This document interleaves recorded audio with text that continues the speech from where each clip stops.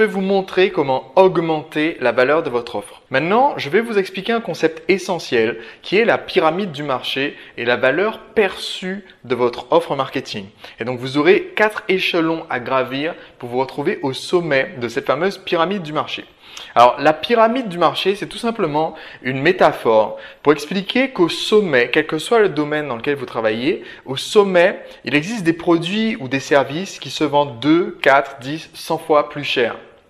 J'en suis un exemple puisque dans mon entreprise de coaching en séduction, quand j'ai démarré, je me souviens que pour un atelier d'un week-end complet, mes tarifs étaient de 250 € par participant et que ces tarifs-là ont grimpé jusqu'à atteindre pour le dernier atelier que j'ai organisé, un atelier d'Oshivita, 8 000 € par participant. Et donc, la seule chose qui a réellement changé n'était pas le contenu enseigné dans ces ateliers, mais la façon dont j'ai structuré le marketing de ces ateliers, les personnes à qui je me suis adressé et aussi les différentes étapes qu'on va voir ensemble pour grimper dans cette pyramide naturelle. Je me suis retrouvé au bout de quelques années au sommet de cette pyramide du marché, ce qui fait que tout en ayant des prix supérieurs à ceux de la concurrence, mes offres étaient quand même plus attractives. Alors, tout en bas de l'échelle de cette pyramide, vous avez ce que je vais appeler le produit généraliste. Il s'agit du produit sans prétention, qui convient à tout usage pour tout le monde et qui ne trouve jamais vraiment son public de fans. Et quand je dis sans prétention ou trop prétentieux, c'est pour donner l'exemple typique, l'exemple de ceux qui démarrent leur société en disant « je vais être coach personnel ». Et qui n'osent pas définir l'avatar client parce que l'attitude c'est oui mais en fait le coaching personnel ça peut résoudre un peu tous les problèmes pour un peu tout le monde. Ça c'est typiquement le bas du marché, d'avoir un produit qu'on n'ose pas trop affiner, qu'on n'ose pas trop spécialiser, qui n'a aucune marque reconnaissable et c'est le produit premier prix ou Eco Plus que vous pouvez trouver dans les supermarchés. Donc, il n'a pas sa propre marque distinctive qui va tout de suite lui donner un cachet de qualité. Donc tout de suite, pour pouvoir grimper d'une échelle, et ça s'applique quelle que soit votre industrie, le domaine dans lequel vous travaillez, pour grimper d'une échelle, je vais vous proposer de spécialiser vos produits et services. Donc, de vous adapter tout simplement à l'avatar de votre client, de façon à ce que pour le client, le produit ait plus de valeur perçue. Alors, il y a d'excellents exemples des grands classiques du marketing. Je me souviens notamment de Dan Kennedy qui avait sorti un programme, il avait créé un programme de marketing en cassette audio.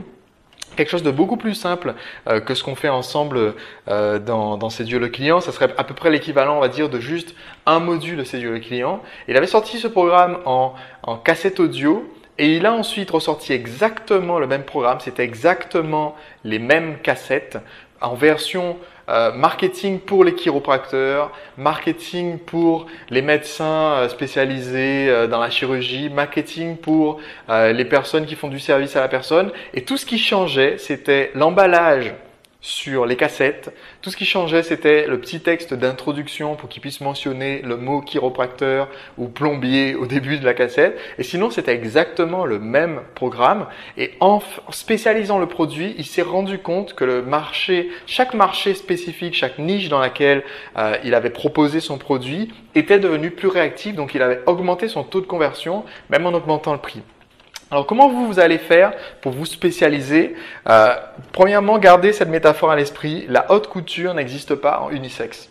Ça existe en prêt-à-porter. Vous pouvez trouver des jeans, vous pouvez trouver des chaussettes, vous pouvez malheureusement trouver des sous-vêtements unisex dans le prêt-à-porter. Mais de façon générale, en haute couture, vous n'allez pas trouver des grandes maisons qui vont vous proposer la même chose pour la ligne masculine et féminine. C'est un peu ce qu'on va vouloir faire quand on va se spécialiser. Si vous avez différents avatars auxquels vous vous adressez, dans votre offre, vous allez éliminer le gros volume de produits et services qui n'attire qu'une petite partie de la clientèle.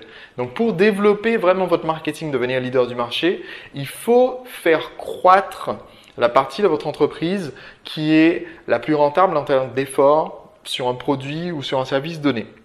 Donc, par exemple, il vaut mieux évidemment être une pizzeria que un restaurant dans l'esprit du prospect parce que vous allez avoir une certaine tranche du marché qui cherche à manger une pizza, mais vous allez avoir beaucoup moins de gens qui cherchent, bon, c'est un exemple un peu particulier, mais qui cherchent juste à manger n'importe quoi. Les gens cherchent une pizza, ou ils cherchent un restaurant chinois, ou ils cherchent un fast-food. Donc, le fait d'être spécialisé a déjà une valeur parce qu'on va vous trouver plus facilement.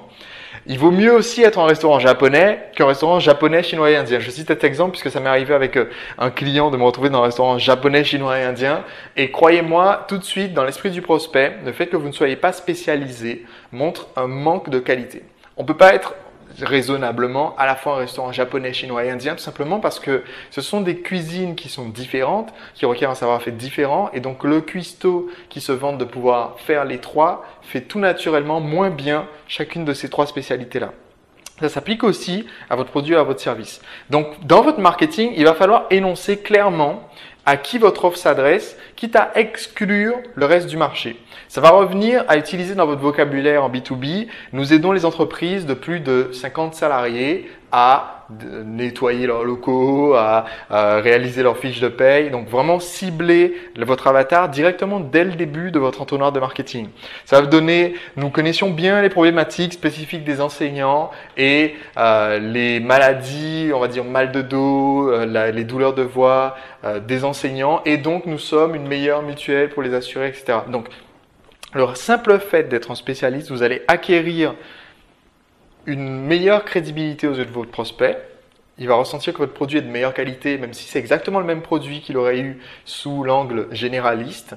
L'exemple type, c'est le shampoing antipelliculaire qui est exactement le même shampoing que le shampoing qui est vendu pour les cheveux fragiles. Il n'y a quasiment rien qui change dedans, juste l'emballage. Et cet emballage permet de facturer davantage, donc de monter d'un cran sur la pyramide des produits et services sur votre marché.